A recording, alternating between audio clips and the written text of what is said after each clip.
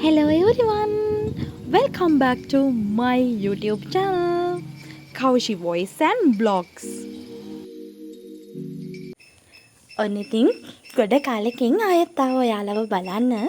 ඉස්සලාම 2026 වර්ෂයේ මගේ අලුත්ම vlog එකනේ.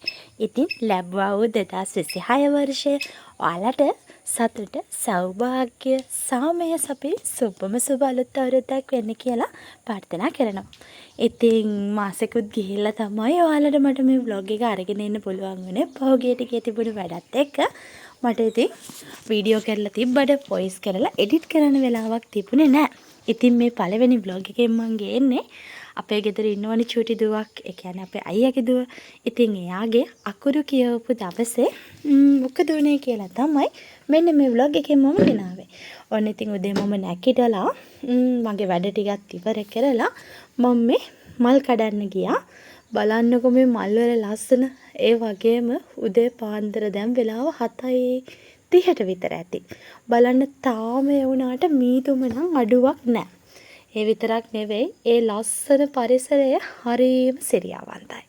ඉතින් ඔන්න පාට එක එක විදිහ මල්. සුදු පාට, රෝස පාට, නිල් පාට, රතු පාට, දම් පාට. මම මේ මල් වලට මාරම ආස කෙනෙක්. ඉතින් ඔන්න මම තනියම නෙමෙයි ආව අපේ චූටි පැටියත් එක්ක. එයත් එක්ක ඇවිල්ලා මල් ටික කඩන ගමන් ඉන්නේ. කුරුල්ලන්ගේ සද්දේ මේ හැමදේම උදේට ඇහෙද්දී හිතට මාරම නිදහසක් දැනෙන්නේ. ඉතින් ඔන්න මම මල් ටිකකුත් කඩාගත්තා. මම හිතුවේ නෑ මෙච්චර මල් ටිකක් මට කඩා ගන්න පුළුවන් වෙයි කියලා. හැබැයි මම හිතුවටත් නැති විදිහට මට මල් ටික කඩාගෙන මෙන්න මේ විදිහට සරස ගන්න පුළුවන් වුණා.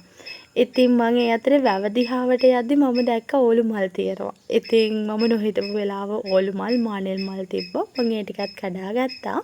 මෙන්න මේ විදිහට තමයි එතෙන්ට අවශ්‍ය දේවල් ටික අපි සරසගත්තේ. ඉතින් මේ විදිහට සරසලා ගණදෙවියන්ගේ, සරස්වති මෑණියන්ගේ, ඊට පස්සේ සාරිපුත්ත මහරහතන් වහන්සේගේ ඒ අදාළ ෆොටෝස් ඒ දේවල් ටික තියලා ඒවට අදාළ පූජා කරන දේවල් මේ විදිහට අපි පූජා කරගත්තා. ඉතින් බුදුරජාණන් වහන්සේට කිරිබිඩු, දහත්, මල්, පහන්, ඊට පස්සේ සෝද දුම් මේ හැමදේම පූජා කරලා ඉවර වෙලා තමයි අපි ගණදෙවියන්ට, සරස්වති මෑණියන්ට අනිත් දේවල් මේ විදිහට පූජා කරේ. ඉතින් බලන්නකො එයාටත් ඕනෙලු පූජා කරන්න. එයා දන්නේ නෑ මොකද්ද වෙන්නේ කියලා. හැබැයි එයා දන්නවා එයා වෙනුවෙන් මොකක් හරි වෙනවා කියලා. ඉතින් හයාත් හරිම අර ඇක්ටිව් වැඩක් කරද්දී එයාටත් ඒ දේවල් කරන්න ඕනේ. අපි කරන දේවල් එයාටත් ඒ විදිහටම කරන්න ඕනේ. ඉතින් ඔන්න එයාට දකුරු කියවපු දවස ඔන්න ඔය විදිහට තමයි අපි එතන සරසගත්තේ. ඉතින් ලොකු කට්ටියක් හිටියේ නැහැ. ගෙදර අය විතරයි. එයාගේ අම්මයි, එයාගේ තාත්තයි, ඊට පස්සේ එයාගේ ආච්චිලා දෙන්නයි, අත්තයි විතරයි. අනිත් අයට නිවාඩු තිබුණේ නැහැ. ඉතින් මම එයාට පොඩි කේක් එකක් හදලා දුන්නා. කේක් එකක් කිව්වට කිරිබත් වලින් තමයි හැදුවේ ඒ දවසේ. මෙන්න මේ විදිහට. ඉතින් අකුරු කියවලා ඉවර වෙලා ඊට පස්සේ ඒක කපන්න ඕනේ කියලා කියනවා.